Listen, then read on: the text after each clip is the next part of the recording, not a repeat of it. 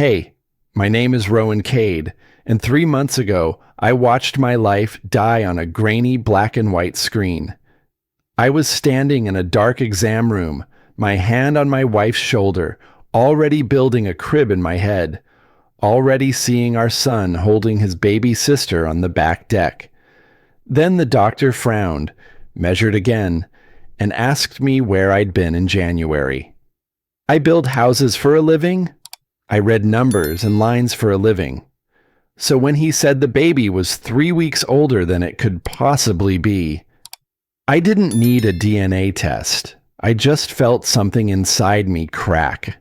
This is the story of what I did after that crack became a fault line. And before we go back to where it started, I want you to ask yourself one thing. What would you do if the proof your child isn't yours was beating its heart on a screen right in front of you? I guess if you're still here after that ultrasound moment, you deserve to know the man I used to be before everything cracked open. The version of me who still believed his life was solid, predictable, built to last. Back then, Cedar Ridge looked different to me. The mountains felt like they were holding the town together and not like they were waiting to push it down on top of me. I'd wake before sunrise, drive the long stretch of County Road 14 with a coffee burning my palm, and feel proud watching my crews already moving, cranes turning, saws whining, men laughing through the cold. My company, Cade Builders and Sons, had started with just me, a beat-up truck, and a dream naive enough to work. 20 years later, I employed nearly 200 people across northern Colorado. I knew most of their kids' names. They trusted me. They believed in what I built. And, until recently, I believed in it too. Home was a cedar and stone house on the ridge. The kind you picture when you imagine a quiet, honest life. My son, Callum, was always the first to hear my truck pull in. He'd burst onto the deck holding a half-finished project, birdhouse, bat box, whatever we were tinkering with that week, and launch straight into telling me what he'd figured out without waiting for me to ask. 14 years old and already sharper than I ever was at that age, maybe sharper than I am now. And then there was Elise. My wife, my beautiful mistake. I didn't see her that way back then. I saw her as the girl I'd somehow been lucky enough to keep. A Marlowe, daughter of Cedar Ridge's former mayor, raised on polished speeches and charity galas. She walked like she was floating, smiled like she belonged in places I'd only ever rebuilt. And somehow, she chose me. Or that's what I told myself. If you had asked me in those days whether my marriage was happy, I would have said yes without hesitating. But happiness is tricky. Sometimes it looks exactly like denial wearing a clean shirt. The first small crack showed up around January. Elise started slipping away in these little, quiet ways. She'd vanish on errands that produced no bags, take calls in the pantry with the door half closed, scroll her phone with her face angled away from me. I noticed the coldness most at night, the way she'd turn to her side before I even settled into bed, like she could sense my presence before she saw me. I tried to ignore it. You'd be amazed what a man can convince himself of when he doesn't want to lose the life he's built. One evening, after a long day at a job site north of Fort Collins, I walked into the house and found Marin Quill, Elise's closest friend, sitting at the kitchen island sipping wine like she owned the place. Marin was the kind of woman who thrived in rooms full of wealthy strangers, always hungry for status, always looking at me like I was something she'd track onto a rug. She tilted her head when I walked in. Still covered in sawdust, Rowan? Hard day digging holes? Elise laughed too fast, too lightly. It shouldn't have stung, but it did. I played it off, kissed Elise on the temple, and let the moment pass. But Marin kept visiting, a little more often than usual, and each time her comments chipped at something I didn't know was fragile. Then came February, when Elise told me she was pregnant. I remember every detail, her standing by the back windows, hands trembling around a positive test, Callum dropping his pencil in shock, me smiling so wide my face hurt. After years of miscarriages, we thought time had given up on us. I lifted her, spun her, felt tears in my eyes I didn't try to hide. But when I looked into her face, she wasn't crying, she wasn't glowing. She looked afraid. I chose not to see that. Around town, little things kept stacking in the corner of my mind. Mitchell Rhodes mentioned that his wife Hannah spotted Elise talking to a man she didn't recognize at the Main Street Cafe. He said Elise jumped when Hannah waved. He didn't say more, but I heard what he wasn't saying. Rafe, my most trusted guy at work, caught me alone one afternoon. "Boss," he said gently, "you sure everything's good at home? Well, never mind." I pushed him to continue, but he shook his head. "Forget it. Probably nothing." Probably nothing. That phrase would haunt me later. Still, life rolled on. Work deadlines, winter storms, weekend projects, Elise's belly beginning to show. I kept telling myself the distance between us would shrink once the baby arrived, once the stress eased, once whatever invisible weight she was carrying finally broke loose. And then came the appointment. The ultrasound meant hope to me. Proof of life, proof that after years of grief, we were finally catching a break. But the morning of it, Elise barely touched her breakfast. She kept checking her reflection, like she expected someone else to appear in the glass. I should have asked her what was wrong. I should have pushed harder, but I didn't. I kissed her cheek, grabbed my jacket, and told myself everything was fine. Walking into that clinic was the last moment I still lived in the world where my marriage, my family, and my future felt intact. What I didn't know then was that you don't see the fault line until you're already standing in it. If I'd been paying closer attention, maybe I would have seen the whole thing sooner. But that's the curse of a quiet disaster. It never arrives loud. It creeps. It settles. It rearranges the furniture of your life while you're busy telling yourself everything is normal. A week after the ultrasound was scheduled, Mitchell Rhodes pulled me aside during a site review in Longmont. The winter sun was slicing across the half-framed structure, and Mitch had that tight look he only got when he was about to tell me something I wouldn't like. "Rowan," he said, rubbing the back of his neck, "Hannah saw Elise in town yesterday, at Birch and Bean." "Okay," I said, not understanding why he looked guilty. "She was with some guy, taller than her. Dark hair, suit, didn't look like someone from around here." I blinked at him. "Business meeting, maybe." Mitch hesitated just long enough. "She jumped when Hannah waved, like she'd been caught doing something she shouldn't." A small, sharp crack echoed somewhere in my chest, but I laughed it off. "She's pregnant, Mitch, probably exhausted, overthinking things." He nodded, but I knew he didn't believe me, and deep down, neither did I. That same night, Rafe showed up at my house with blueprints for the Boulder Hotel project. Callum was upstairs doing homework, and Elise had disappeared for the third evening in a row to pick up a few things, though nothing ever showed up in the house after these trips. Rafe spread the plans across my kitchen table, but he kept glancing toward the front door like he expected Elise to walk in at any second. Finally, he said, "Rowan, can I ask something without you getting pissed? Just ask. Are you two okay?" You and Elise? There it was again. That question everyone else was brave enough to say out loud except me. I braced my hands on the table. Yeah, why? Rafe hesitated. Then he shook his head. Same way he did back when we were teenagers and he'd lose a bar fight on my behalf. Forget it. It's not my business.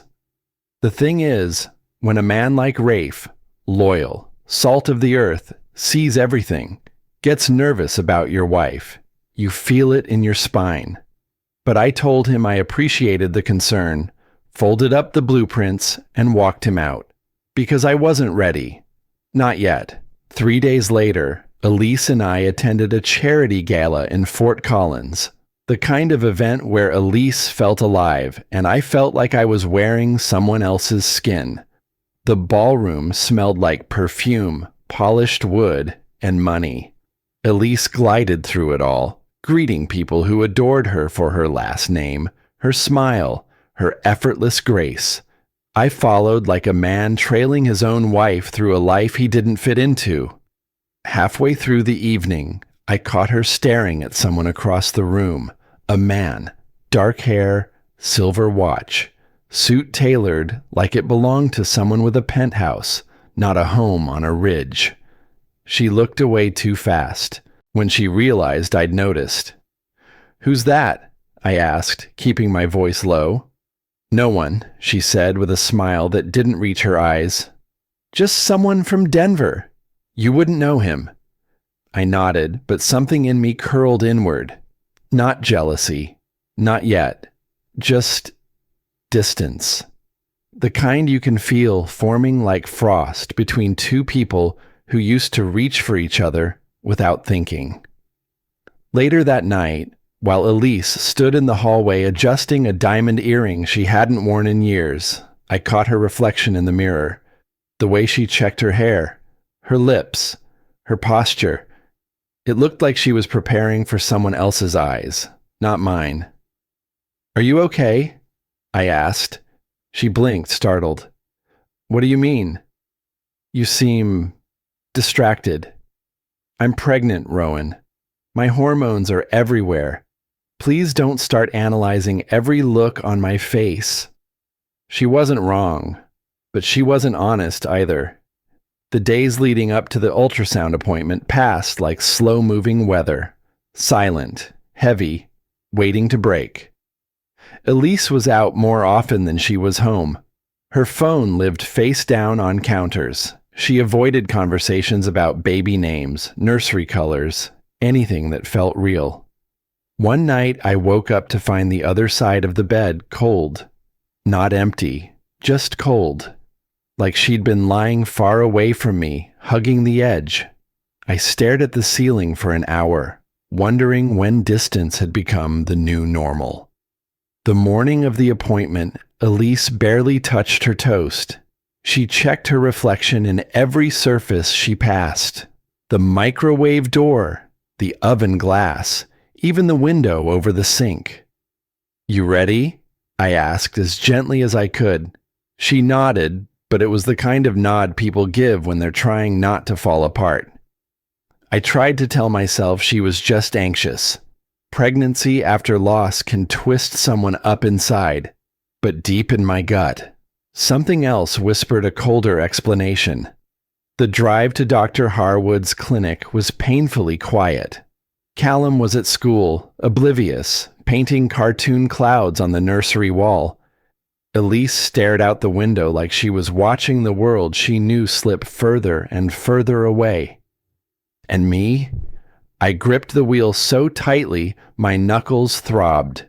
I told myself today would calm my fears. I told myself today would bring us back together. I told myself a lot of things people tell themselves right before the truth finally shows its teeth. If you've ever had your life split clean down the middle, you know this part well. The moment right before the blade hits, when everything still looks whole on the surface, but you can feel the pressure building under it. That was me walking into Dr. Harwood's clinic, pretending I didn't hear every alarm my instincts were screaming. But chapter 3 isn't about what I thought was happening. It's about what had already happened, quietly, months before, while I was too busy pouring concrete and chasing deadlines to notice my marriage hollowing out from the inside. I didn't know the truth that day, but later, after everything burned down, I would learn each piece like reading a report on my own execution. So let me tell you the story the way I learned it, fragment by fragment, confession by confession, a post-mortem of a life I thought was unbreakable. 8 months earlier, Elise attended a charity event in Denver with Maren Quill. They told me it was girls' night, a phrase I had learned not to question if I wanted peace. Elise had always loved big city energy, glass towers, curated crowds, people who seemed to shine more the closer they stood to money. That night, she drifted through the ballroom like someone born to chandeliers. And that's where she met him, Dorian Vale. I saw photos later. Everett Cross found them during the investigation. Dorian looked like the kind of man who spoke in soft, expensive lies. Square jaw. Dark hair combed like he had somewhere important to be even in his sleep. Suit tailored so perfectly it made every man within 10 feet look underdressed. He introduced himself as a real estate developer, told Elise he invested in vision, told her she had the kind of presence that didn't belong in a small mountain town. The worst part? She believed him, because she'd stopped believing in us a long time before that. From there, things escalated fast. It started with messages. Everett recovered the deleted ones later. Dorian sent lines of poetry so pretentious they would have made me laugh if I wasn't busy feeling my chest cave in. Elise responded with things she never said to me anymore. Little confessions, dreams she never shared with her own husband. When the messages weren't enough, he sent flowers, then gifts, then offers to help her escape the pressure of small-town life. Maren Quill poured gasoline on the whole thing. She deserves more. She's meant for bigger things. You've carried Rowan long enough. I didn't know any of this then. I was building a hotel foundation in Boulder while my own foundation at home was sinking.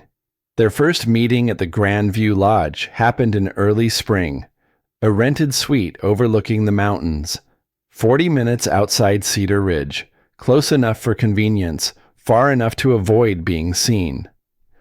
I learned later that Elise cried afterward. Not out of guilt, but out of relief. She felt alive again. She felt chosen. Words she never used with me anymore. It became a pattern. Tuesdays and Thursdays, rain or shine. Dorian drove up from Denver in his spotless black Escalade. Elise followed in her silver SUV, the one I bought her for our anniversary. They'd spend 2 hours together. Sometimes 3. Elise always told me she'd been shopping or grabbing lunch with Maren. I never questioned her. Why would I? We'd been married 15 years. 15 years makes a man slow to see danger in his own home. Then came the moment that sealed my fate. The pregnancy. Not ours. Not mine. Not the child I had prayed for after every miscarriage, every night I held Elise while she cried about the family we couldn't seem to grow. No, this pregnancy was born from one careless afternoon in that suite above Estes Park. When Elise realized it, she panicked. She calculated dates, adjusted timelines, rehearsed explanations. Anything to keep Dorian in the picture and keep me from seeing it. She even considered ending it quietly. But by the time she made up her mind, it was too late, and then she made a choice that would break us both. She lied to Dr. Harwood. She lied to me. She lied to herself most of all. She claimed the conception window fell exactly when I'd been home, not when I'd been in Denver overseeing the biggest contract of my career. 3 weeks, 3 devastating, unforgiving weeks. The human body doesn't lie. A womb doesn't lie. A timeline doesn't lie. Only people do. That morning in the exam room, while Elise lay on the table pretending calm, Dr. Silas Harwood was staring at numbers that told the truth she refused to. He ran the measurements twice, 3 times. His brows knotted. I didn't notice any of that then, because I wasn't looking at him. I was looking at the screen, at what I thought was my future. Meanwhile, Elise's heart was pounding so loudly she told Silas she could barely hear his voice. Later, he admitted to me he knew right then. He'd seen this before in other couples, but this time it was personal. He delivered Callum. He'd treated us for years. He'd watched Elise grieve every lost pregnancy. He didn't want to be the one to break us, but he also couldn't lie for her. So he took one more measurement, checked one more marker, swallowed hard. Then he asked her the question that shattered her composure. "Elise, are you sure about your dates?" She couldn't answer, because any answer would have been a confession. Silas stepped out, said he needed to speak with me privately, and as I watched him walk toward the waiting room, my stomach twisted. I didn't know the truth yet, but Elise did. She lay alone on that table, staring at the ceiling tiles, counting the seconds before her world, and mine, collapsed. That's where the doctor found me, scrolling through work emails, thinking about deadlines, thinking about lunch, thinking about everything except the one thing that was already happening behind the exam room door. He said my name quietly, too quietly, and even before he opened his mouth, I felt a chill slide down my spine like someone had opened a window in the middle of winter, because somehow, some part of me already knew. My life was about to break. Dr. Silas Harwood didn't speak right away. He just closed the office door behind us, the soft click sounding like the prelude to a sentence I wasn't ready to hear. The room felt smaller than I remembered, 4 walls closing in, the faint scent of antiseptic sharp enough to make my throat tighten. "Rowan," he began, and the way he said my name, gentle, apologetic, made my pulse spike. Doctors don't apologize unless something is deeply wrong. He gestured for me to sit. I didn't. My hands stayed braced on the back of the chair, knuckles bleaching white. Silas inhaled, steadying himself. I examined the measurements 3 times. The baby's development is consistent with a conception date approximately 3 weeks earlier than what Elise reported. The words didn't make sense at first. They hung there, suspended in the air between us, harmless syllables looking for a place to land. What does that mean?" I asked, though part of me already knew. The part that had been tightening in my chest for months. The part I kept pushing down. Silas's eyes softened with grief. "It means the child could not have been conceived while you were home. You were in Denver during the viable window." A sound tore from me. Quiet, broken, something between a laugh and a gasp. My mind flashed back helplessly to that job site in Denver, the late nights, the phone calls with Elise where she sounded distracted, distant. All the puzzle pieces finally clicked, and the picture they formed nearly knocked me to my knees. I felt heat crawl up my neck, then drain out just as fast, leaving me cold, numb, impossible, and yet inevitable. "Rowan," he said gently, "I am so sorry. Funny thing about betrayal, you always imagine it as a violent blow. Something fast, sudden. But this wasn't. This felt like slow poison finally reaching the heart. I forced myself to breathe, forced my voice not to shake. You're certain? Absolutely certain?" Silas nodded. There's no room for error in the developmental markers. That was it. No escape hatch. No hopeful loophole. The truth stood right in front of me, brutal and unwavering. For a moment, all I could think about was Callum, painting cartoon characters on the nursery walls, asking if he could teach the baby to swing a baseball bat. The joy in his voice when he said he wanted to be a big brother. I swallowed hard. What do I do now? That's for you to decide, Silas said softly. But you deserve honesty and protection. You and your son. Protection. The word hit differently. It wasn't just my marriage breaking. It was my home, my business, my boy's entire understanding of family. I nodded once, then again. My breathing finally evened out, not because the pain faded, but because something colder was taking its place. Something razor sharp, controlled. The part of me that survived childhood, built an empire from nothing, and learned long ago that no one protects you but yourself. I wasn't going to fall apart. Not yet. Not in front of Silas. Not before I understood the full scope of the damage. Show me, I said quietly. Silas hesitated. Rowan, show me the ultrasound. He led me back to the exam room. Elise was still there, lying on her side, clutching a tissue in her hand. When I stepped inside, she sat up fast, like she'd been waiting for a verdict.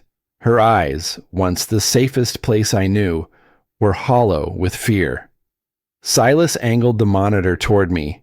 Measurements glowed in muted grayscale, proof, cold, clinical, unforgiving. I studied the numbers for a long moment. Not because I doubted them, but because I needed to etch this into memory. The exact second my old life ended. Elise finally whispered, Rowan, please. I can explain. I turned to her, and for the first time in 15 years, I felt nothing where love used to be. No, I said, my voice flat, foreign even to my own ears. You can't. She flinched like I'd struck her. I looked back at the screen one more time, letting the reality settle into my bones. Then I straightened, inhaled, and said the words that shifted everything into motion. We're going home. You're going to tell me who he is. Color drained from her face. Her fingers trembled. She opened her mouth, but no sound came out. As we walked out of the clinic, she kept trying to speak. Half-formed apologies, desperate explanations, but I didn't respond. My silence frightened her more than any anger could have, because she didn't understand yet. But I did. Anger is unpredictable. Rage is reckless. But silence? Silence is strategy. By the time we reached the car, something inside me solidified into steel. I wasn't just a husband who'd been betrayed. I was a builder whose foundation had been sabotaged. And builders don't collapse. We rebuild. We reinforce. We remove whatever threatens the structure. On that drive home, Elise sobbing beside me, I wasn't thinking about the betrayal anymore. I was thinking about what came next. Who needed to be protected? What needed to be leveled? What needed to be exposed? And above all, I was thinking about the man who thought he could steal my family and walk away untouched. He had no idea the storm he'd just set in motion. I didn't say a word the rest of that afternoon. Not on the drive home. Not when Elise trailed behind me into the kitchen, shaking so badly she had to grip the counter to stay upright. Not when she whispered my name like it was a lifeline she'd already cut herself from. Silence isn't absence. Silence is pressure. Silence is choosing the knife instead of the hammer. I walked straight into my office, shut the door, and sat there staring at the blank wall until my breathing finally evened out. Then I turned on my laptop. If truth was the earthquake, Then what I needed next was the blueprint for demolition. The first step was her confession. I didn't want it, but I needed it. When I opened the office door again, Elise was sitting on the hallway floor with her knees pulled to her chest. She looked up fast, eyes swollen, like she wasn't sure if she should speak or hide. "Who is he?" I asked. It wasn't anger. It wasn't accusation. It was a fact-finding question delivered with the same tone I used when inspecting faulty wiring or reviewing a damaged support beam. Her lips trembled. "Rowan, I made a mistake." "Name," I said, cutting clean through the noise. "Give me his name." She swallowed hard. "Dorian Vale." The room tilted for a second, not because I recognized the name, but because it sounded exactly like the kind of man Elise used to fantasize about when she thought I wasn't listening. Polished, powerful, a man who'd never carried drywall up a frozen staircase at 5 a.m. I nodded slowly. "All right, that's enough for now." She blinked, confused. She expected rage, screaming, throwing things, something dramatic enough to match the destruction she'd caused. But she didn't understand the man she married. I don't explode. I plan. That night, after she shut herself in the bedroom, I opened my laptop again. Dorian Vale. A simple search opened a door into his entire curated world. CEO of Vale Urban Developments. Photos at charity galas. Suit jackets that cost more than some people's mortgages. A wife, Evelyn Vale, who looked like she could argue a case and win before the judge even sat down. Twin daughters who still had ribbons in their hair. A family he was willing to burn to the ground for a woman who used to sleep in my arms. I kept scrolling, and something inside me shifted from pain into purpose. This wasn't just an affair. This man wasn't just a stranger who caught my wife's eye.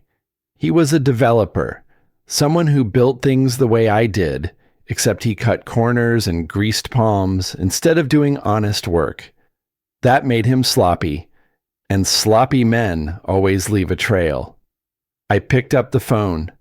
"Everett Cross," a low voice answered. "It's Rowan. I need your help." Everett didn't ask why. He knew the tone of a man sitting in a burning house. "Give me 24 hours, he said. By morning, he had the first photos. Dorian and Elise at Grandview Lodge, her hand on his chest, him leaning in, wearing that expensive smug look men get when they think they've outsmarted someone. Everett brought timestamps, receipts, hotel records showing Elise had used our joint account, deleted texts pulled from backups, proof stacked on proof stacked on proof. And the deeper he dug, the uglier it got. Dorian's projects in Denver and Boulder were under financial strain. Investors were backing out. Environmental inspections were mysteriously delayed. He'd been diverting funds to keep his company afloat, all while spending thousands on a lease, hotel suites, jewelry, champagne. Affairs are never isolated sins. They're symptoms of rot. The more I learned about Dorian, the calmer I felt. Because now I understood exactly what kind of man had stepped into my life. A man who thought wealth made him untouchable. A man who thought small-town husbands were blind. A man who thought destruction only moved in one direction. He had no idea destruction could move backward. Meanwhile, Elise performed normality like a stage actress whose understudy was panic. She asked about nursery paint colors. She smiled when Callum talked about baby names. She touched my arm in passing, testing if the bridge between us was still there. It wasn't, and watching her pretend it was felt like swallowing glass.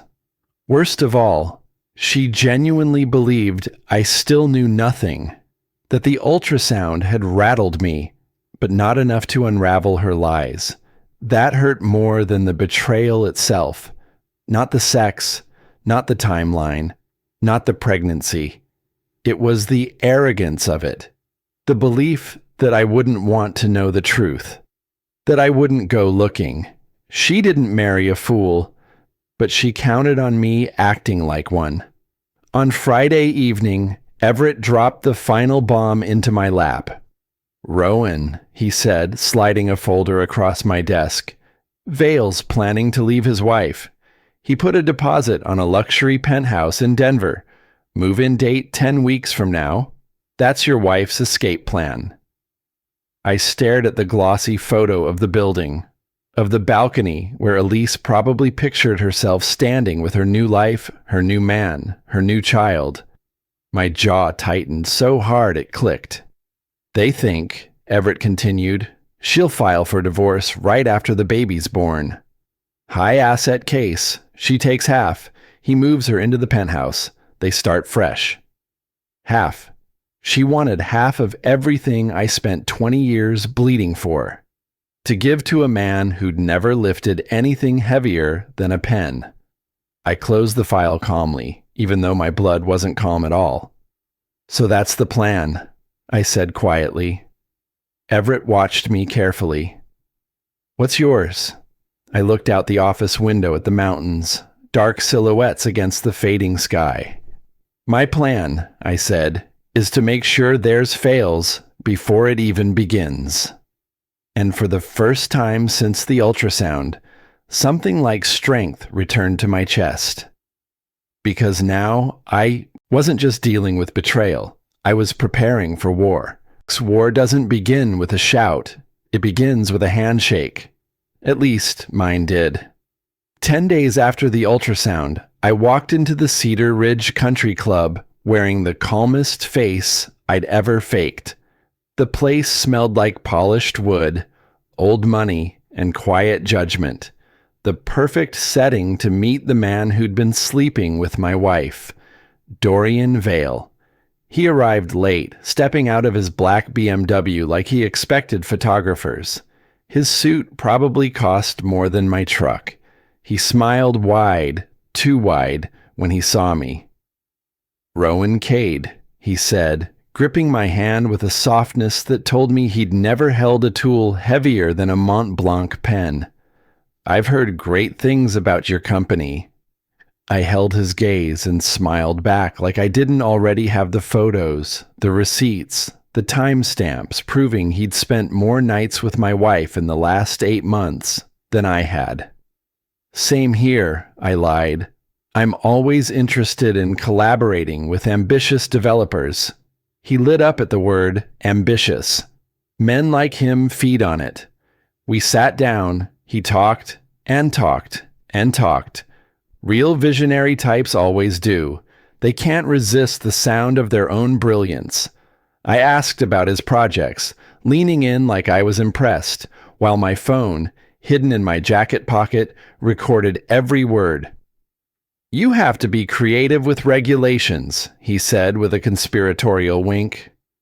"Environmental impact studies are flexible, depends on who's asking. Flexible, illegal, actionable." I nodded like a student learning from a master. Inside, I felt nothing but ice. When I asked about upcoming developments, he bragged freely. Downtown condos, a lakeside expansion outside Boulder, a luxury tower in Denver. He cut corners everywhere. Materials, inspections, permits. He talked about safety codes like they were optional inconveniences.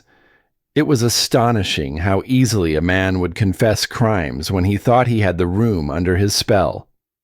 At the end of lunch, he clapped my shoulder. "I think this is the start of something big, Rowan." "Oh," I said, letting the slightest smile ghost across my lips. "Bigger than you know." The next week, Dorian invited me to tour 3 of his active construction sites. Perfect. Everett Cross shadowed us from a distance, camera in hand. We documented everything. Workers without protective gear, exposed wiring, chemical runoff near a retention pond, falsified inspection tags, unreported structural changes, cash payments to subcontractors with no documentation. Every violation was a loaded weapon, every shortcut a breadcrumb leading straight to federal charges. Meanwhile, back home, Elise drifted through our house like a ghost wearing her own skin. She grew jumpier each day, sensing something between us had changed, but not understanding how deeply. She'd ask small questions, test my reactions. "Do you want steak or pasta tonight? Should we move the crib to the other wall? Are you sure you're okay?" The distance scared her, but not enough to stop the affair, not enough to confess. She still believed she could choreograph the outcome, keep her image spotless in town, ride out the pregnancy, file for divorce with Dorian waiting in a penthouse, smiling like a reward. That was the part that stunned me the most, even more than the betrayal. She thought I wouldn't protect myself. She mistook my silence for weakness. She mistook my planning for shock. She mistook my restraint for surrender.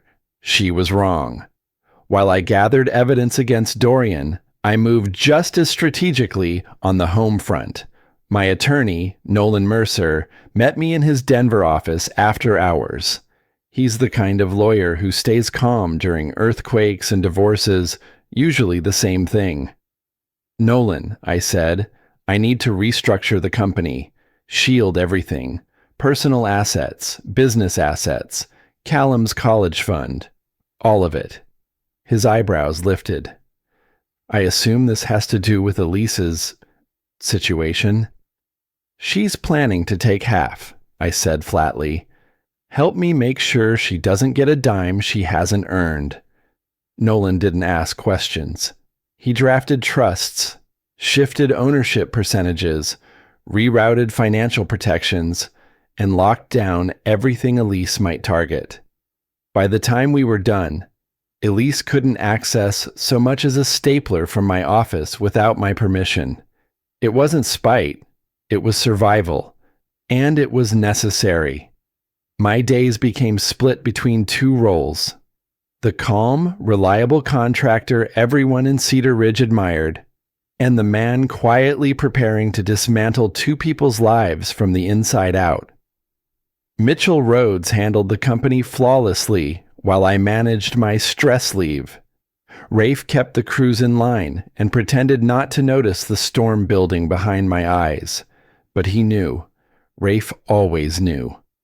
One afternoon, he paused beside my truck and said, "Boss, don't deal with this alone." I almost told him everything right then, but I held it back. Not because I didn't trust him, but because once the truth left my lips, there would be no going back. "I'm fine," I lied. He gave me a look that said he believed none of it. On Thursday night, 2 weeks after the ultrasound, Everett knocked on my door. When I opened it, he held a thin manila folder. "This is the last piece," he said. Inside were photographs of Dorian meeting with a leasing agent in downtown Denver, documents showing his deposit on a penthouse overlooking the skyline, emails indicating a move-in date aligned perfectly with Elise's due date. He wasn't planning a future with Elise because he loved her. He was planning it because he expected her to bring half of my world with her. Everything I built, everything I bled for, everything I'd meant to give to Callum. He thought he'd walk off with it like a souvenir. I felt something inside me shift. Quiet, sharp, final. A steel beam locking into place.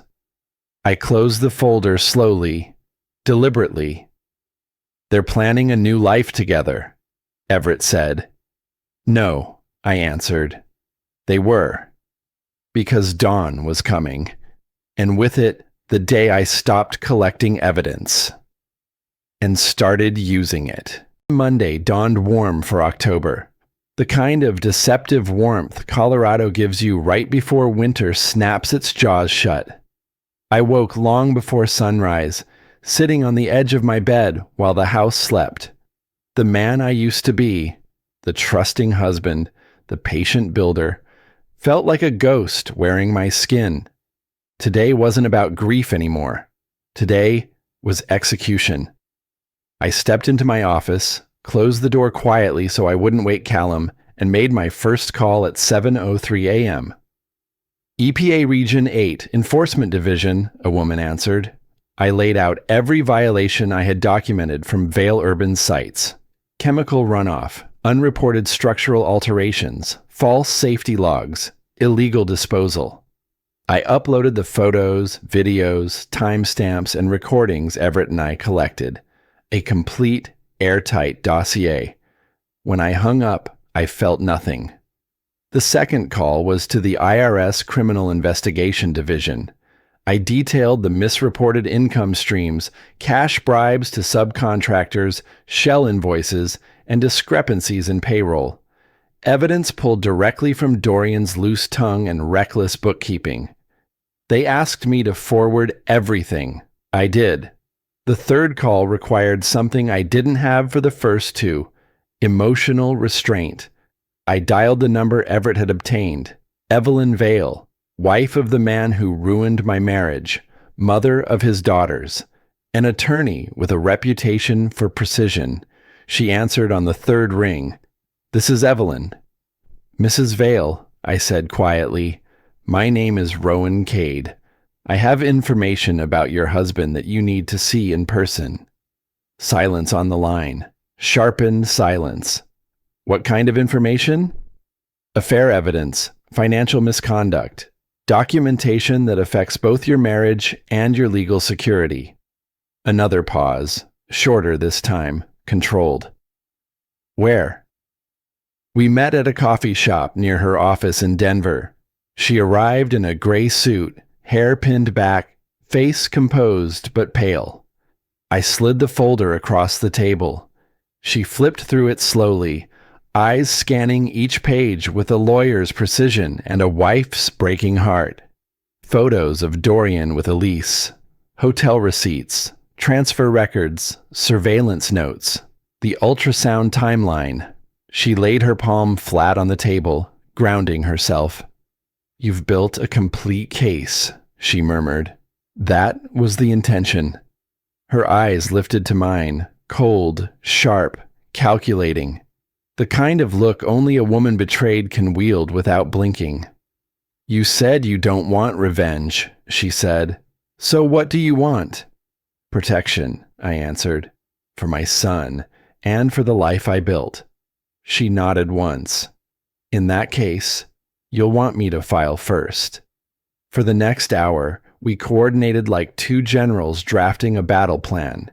She outlined statutes, asset freezing strategies, the quickest legal chokeholds. I provided every piece of evidence necessary to accelerate the collapse of Vale Urban. When we parted, she gripped my hand. "You deserved better than this," she said. "So did you." By noon, I was back in Cedar Ridge.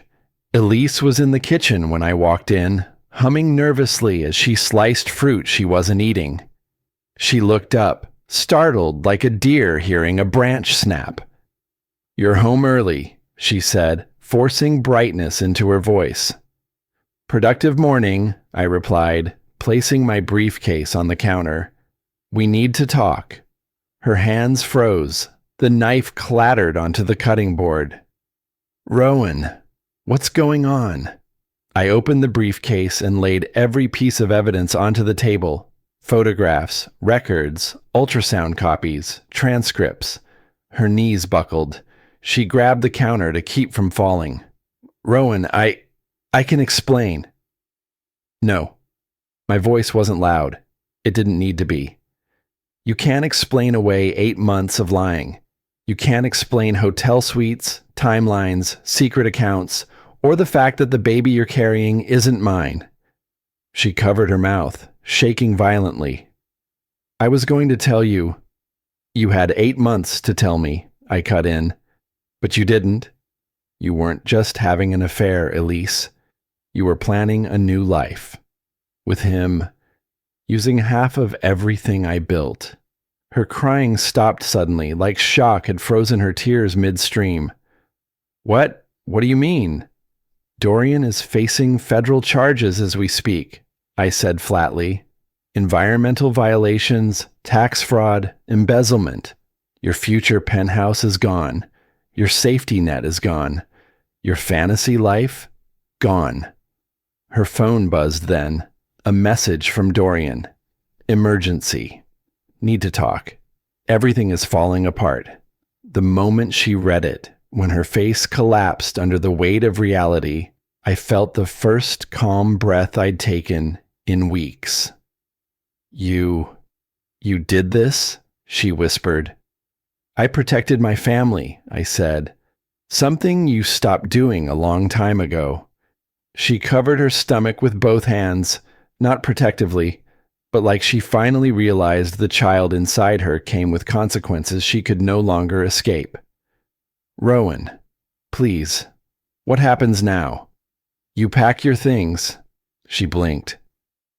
What? You have until Callum gets home from school to leave this house.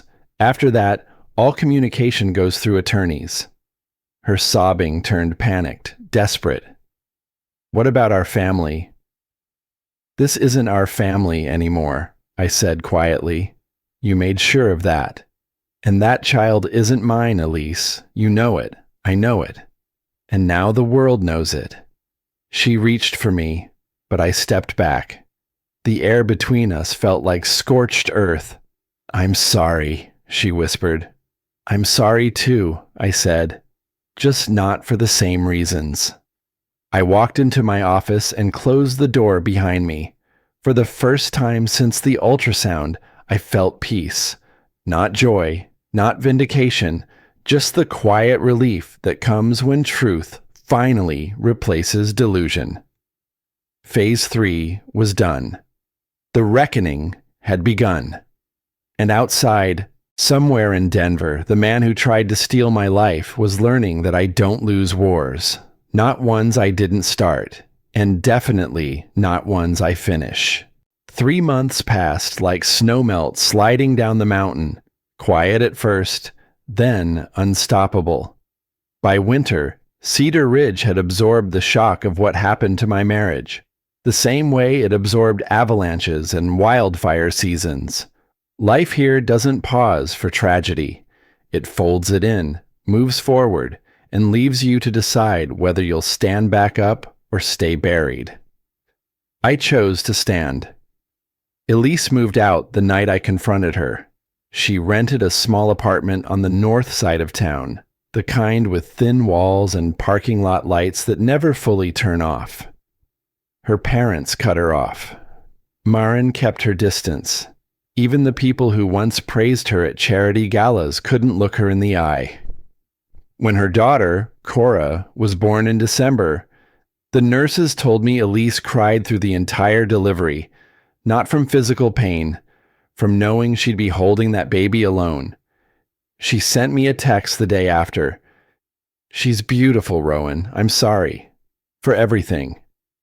I stared at the message for a long time, letting the grief and relief settle in the same space. Then I typed, I hope she grows up better than the choices that brought her here. I never hit send. Some truths don't need to be spoken to be real. Meanwhile, Dorian Vale was exactly where he belonged, federal custody. 7 years for embezzlement, environmental crimes, and tax fraud. His mugshot spread everywhere. The man who used to pose like a magazine cover model now looked gray, defeated, like someone had siphoned arrogance straight out of his bloodstream. Evelyn moved their daughters across the country. When she called to update me on the court proceedings, she always thanked me for giving her the evidence she needed to protect them. I never said it, but the truth sat heavy in my chest. I only wish someone had protected my son from what Elise did. Callum surprised me the most. Kids are sharper than we give them credit for. When Elise left, he didn't throw tantrums or slam doors.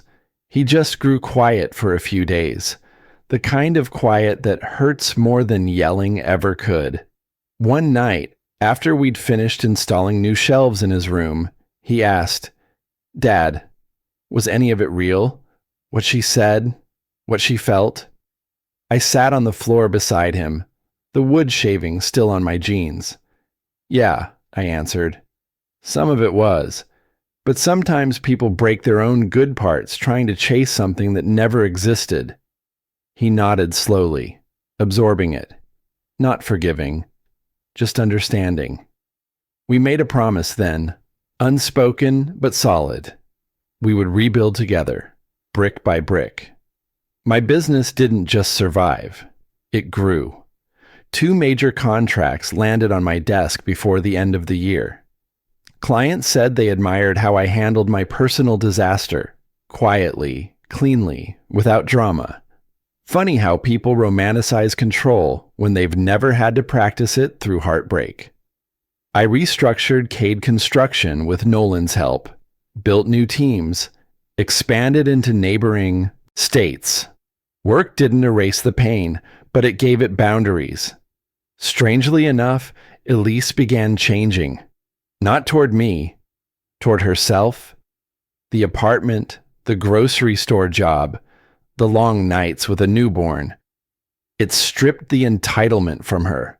The woman who once cared about gala seating charts now compared coupons in an aisle lit by flickering fluorescents. Sometimes I saw her leaving counseling sessions downtown, her steps slower, her shoulders lower. Not defeated, just honest for the first time in years. Our interactions became civil, almost gentle, no warmth, but no fire either. Pain cooled into something like acceptance. When spring arrived, Callum asked to meet his half-sister. I hesitated. Not because of Cora, she was innocent, but because I wasn't sure how much more weight Callum could carry on growing shoulders. "Why do you want to see her?" I asked. He thought for a moment. "Because she didn't choose any of this. And I don't want to be the kind of person who punishes a kid for someone else's mistakes." That was the moment I realized my son was becoming a better man than most adults I knew. So we arranged a meeting. Elise answered the door with Cora on her hip, dark hair already curling like Elise's, eyes an uncanny match for Dorian's. Callum held her gently, talking to her in that soft way older siblings instinctively use. He was polite to Elise, kind even, but distant.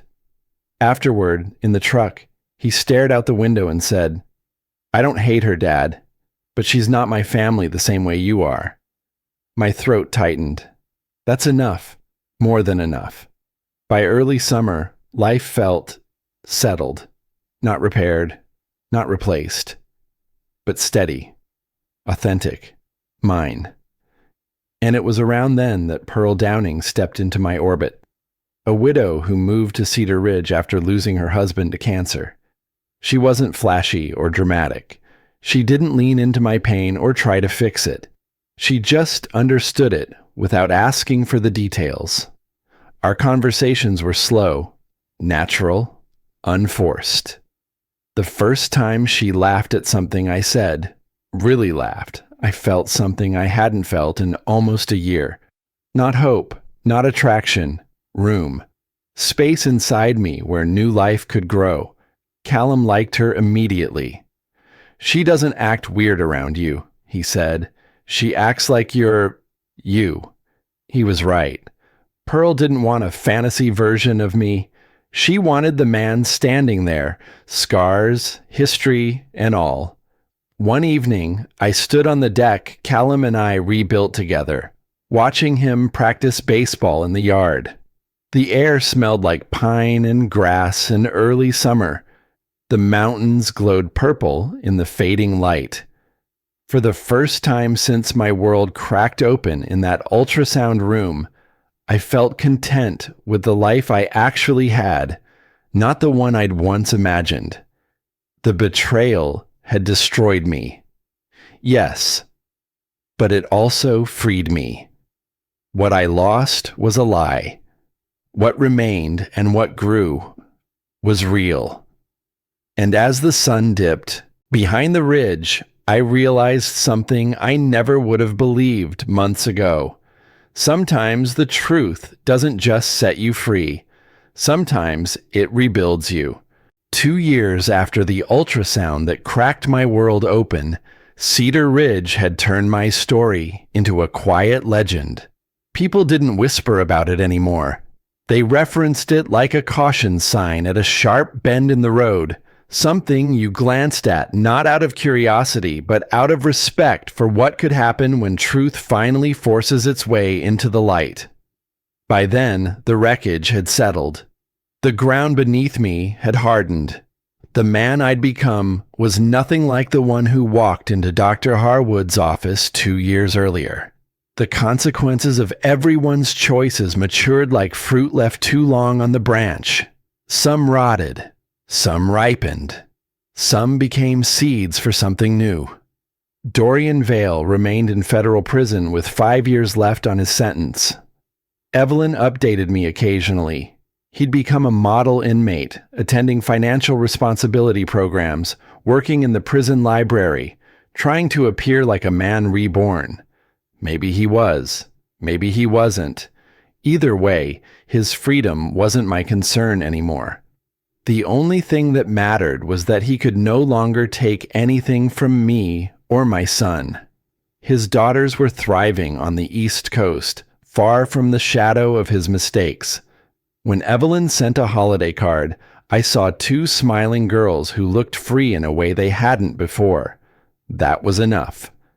Elise had walked a slower road. Redemption rarely arrives in grand gestures.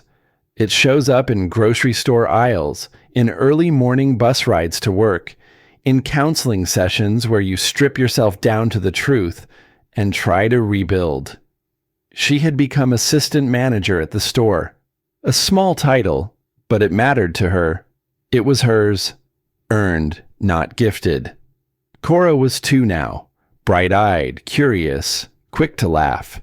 No part of what happened was her fault, and I could never look at her as anything but innocent. My relationship with Elise had settled into something polite but distant. There was no anger left in me for her.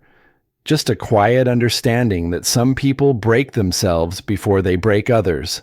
She once asked if I could ever forgive her. I told her forgiveness wasn't the issue. Trust was, and trust, once shattered, doesn't grow back. It gets replaced by boundaries. Callum handled it with a maturity that stunned me. He was 16 now, taller than me by an inch, sharper than I ever was at his age.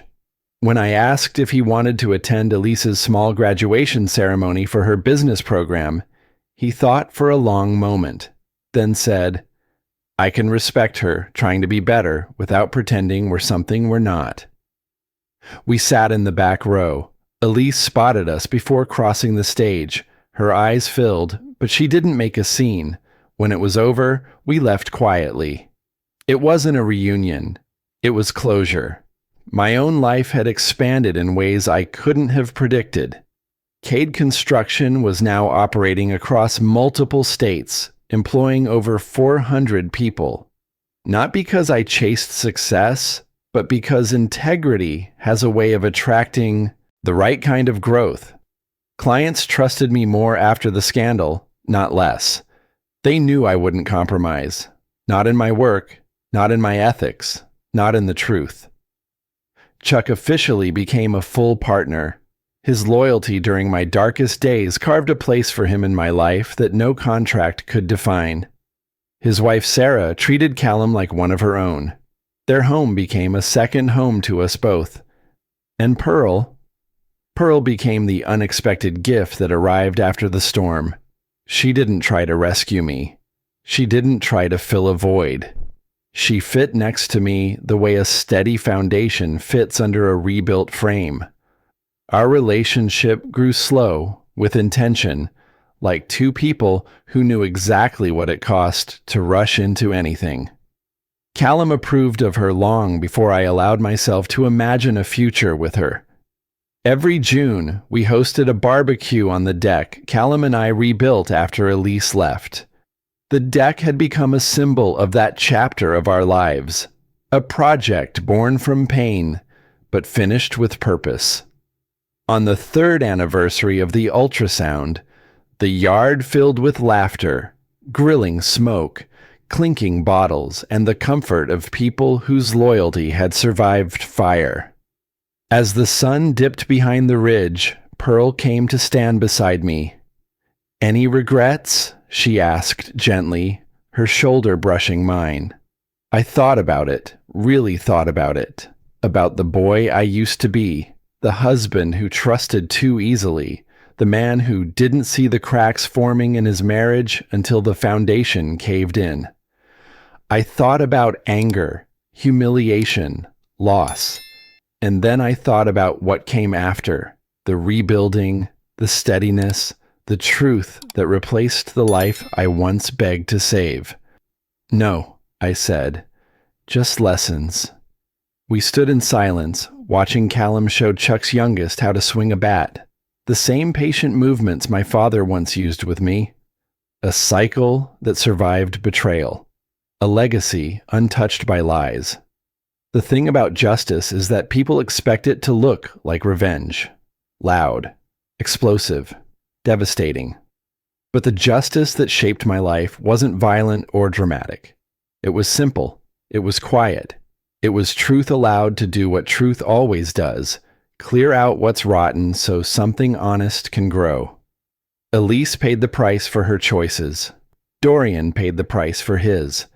And I learned that losing everything you thought you needed can be the only way to discover what you actually did. My life was no longer built on illusions. It was built on integrity, fatherhood, loyalty, and the unshakable knowledge that the worst thing that ever happened to me had forced me into the man I was always meant to become. When the gathering ended and the yard emptied out, I stood alone on the deck one last time, breathing in the mountain air. The ultrasound that once threatened to shatter my world had instead delivered the truth that set me free. And for the first time in my life, I didn't fear the future. I was ready for it.